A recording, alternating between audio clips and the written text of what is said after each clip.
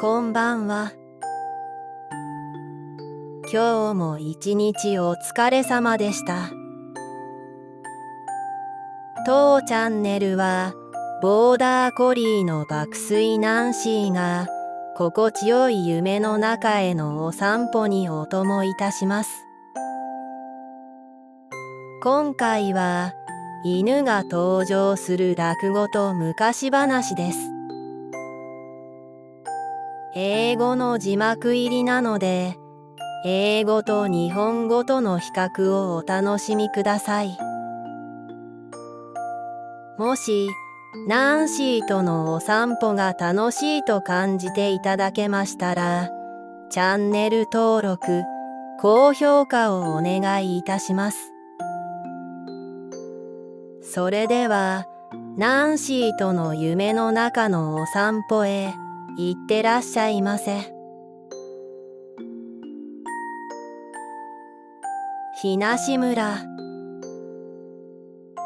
昔々、ひなし村という火のない村がありました。このひなし村の南には火を使っている村があり、そこでは火が消えないように一日中焚き火をしていました。その焚き火の周りには見張りの男が何人もいて、もしよその村人が火を取りに来たら捕まえて殺してしまうのでした。ひなし村にはとても親思いの娘がいました。年を取った両親に温かいものを食べさせてやりたいと思い、娘は村人が止めるのも聞かずに犬を連れて南の村に向かいました。見張りの男たちが食事のために小屋に入っていった隙に、娘は火のついた木の枝を数本掴んで逃げ出しました。しかし、追っ手の声がどんどん近づいてきます。その時、一緒に走っていた犬が娘の顔を見て、火のついた枝をくわえさせろと口を開けました。娘は火のついた枝を一本犬の口にくわえさせ、お願い、これを父母のところへ届けてね、と言いました。犬は娘に早く逃げろと首を振り、そのまま追っ手の方へ走っていきました。犬は娘を助けるために自分が犠牲となったのです。見張りの男たちは火のついた枝をくわえている犬を見つけ、なんだ、火を盗んだのは犬か。しかし、犬とはいえ火を盗むのは許せん。と言って、犬を殴り殺してしまいました。娘は走りに走って、やっと村へ着くことができました。これが火というものか。ありがたい。これからはわしらの村でも火を使えるぞ。と村の人たちは大喜びで焚き火を始め、その火で食べ物を煮たり焼いたりしました。次の日、娘が山道へ戻ってみると、そこには殺されて冷たくなっている犬が転がっていました。娘はその犬の亡骸を抱きかかえると、泣きながら村へ戻ってきました。村の人たちは娘の身代わりになってくれた犬を見て手を合わせました。それを神様が空の上から見ていました。犬よ、お前の行いは立派であったぞ。これからは二度と冷たい思いをしないよう、お前たちの体を温かくしてやろう。と神様が言いました。それから犬はいつも体がポカポカしていて、どんな寒い日でも平気だということです。おしまい。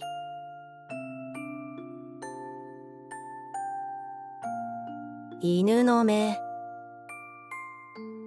ある男が両目を患い、友人から医者の紹介を受けて、その医者が営む医院に駆け込みました。医者はこれは手遅れだと言い、男に皿を渡し、目の元で持っておくよう指示しました。男が目玉を洗うのですかと聞くと、医者はくり抜きますと言い、男は驚きました。医者は素早く男の眼球を顔から引っこ抜き、助手の小僧に薬液につけておくようにと指示しました。その後、医者はきれいになった男の眼球を元通りにはめ込もうとしますが、うまくいきません。医者は液につけすぎてふやけてしまったようだ。少し縁側に出して陰干しにしておきましょうと言い、助手に運ばせました。しばらくすると、助手が医者を縁側へ呼び、目が見えなくなりましたと告げました。お前もか、すぐに治してやる。いいえ、そうではなくて、干していた目玉がどこかへ行ってしまったのです。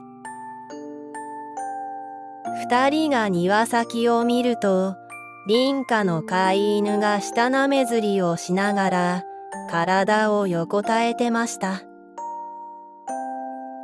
医者は犬が目玉を食ってしまったのだ。仕方がない、こいつで間に合わせよう。と言って犬を取り押さえ、その目玉を引っこ抜いて診察室で待つ男のもとへ持って行き、何食わぬ顔ではめ込んでしまいました。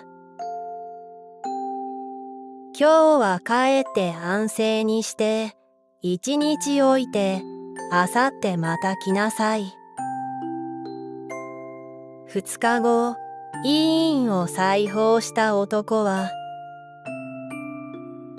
今までの目玉よりはるか遠くが見られます。夜でも昼のように明るく見えます。と、経過を喜びました。医者はそれはよかったと応じつつ、胸をなで下ろしました。しかし、男は、でも、一つ困ったことができたのですと話しました。それは何です。電柱を見ると小便がしたくなる。おしまい。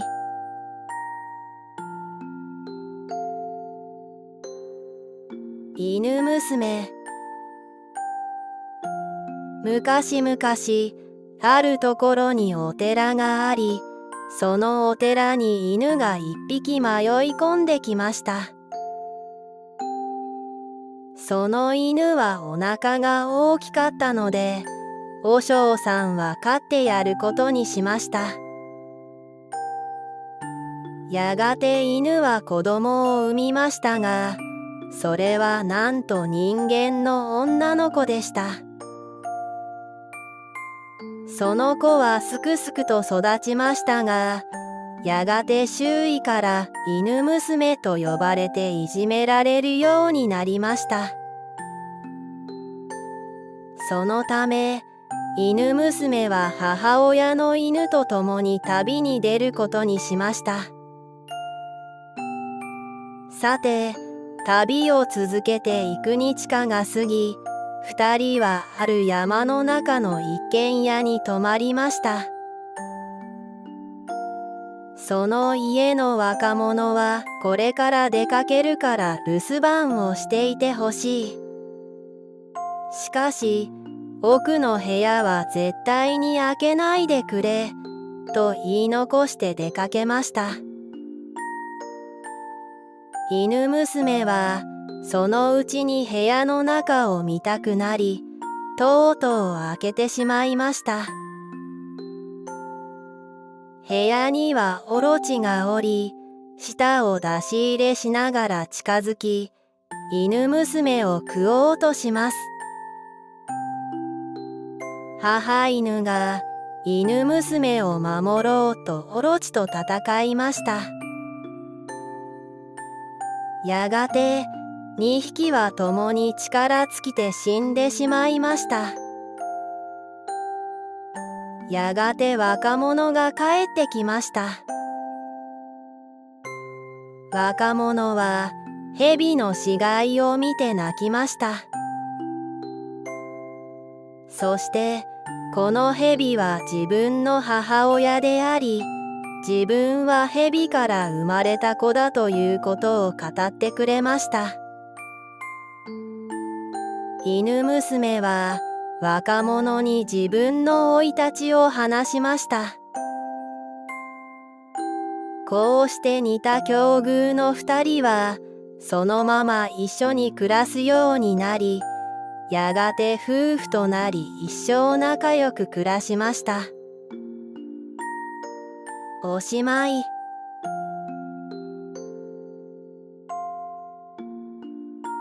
犬の足。神様の国のお話です。その国には神様とたくさんの動物が楽しく暮らしていました。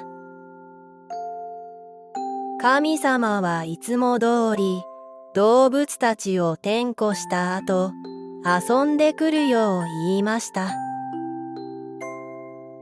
動物たちは元気に走り出しました。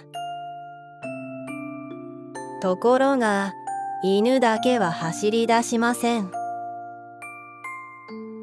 昔、犬には足が3本しかありませんでした。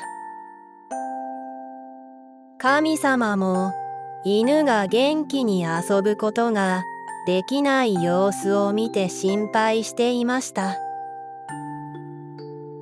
ある時、見かねた神様が他の動物の足を一本取って犬につけてあげました。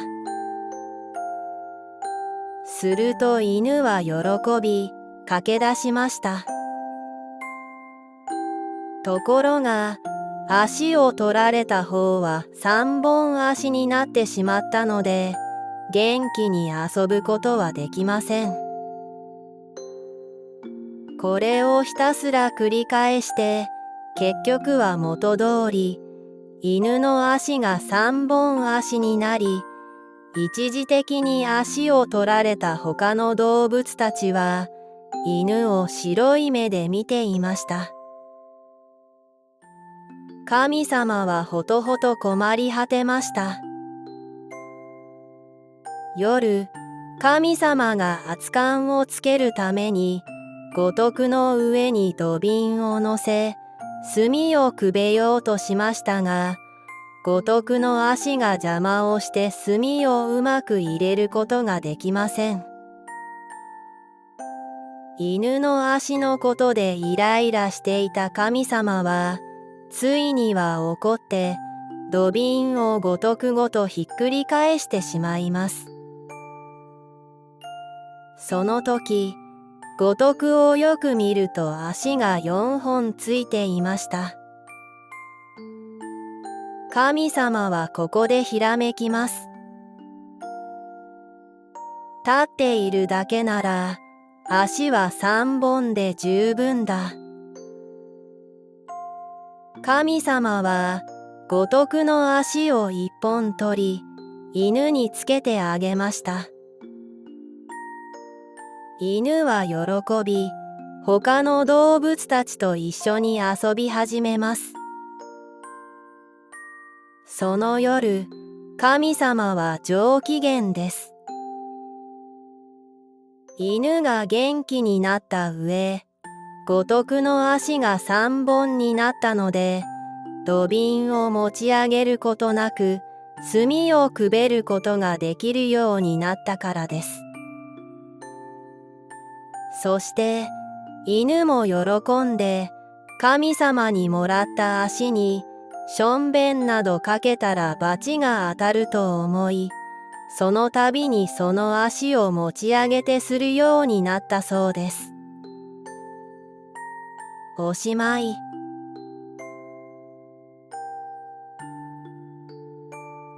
本日も最後までお付き合いいただき、ありがとうございました。ナンシーとのお散歩はいかがだったでしょうか。もし楽しいと感じていただけましたら、チャンネル登録、高評価をお願いいたします。また、ナンシーとのお散歩にお付き合いいただけると幸いです。それでは、おやすみなさい。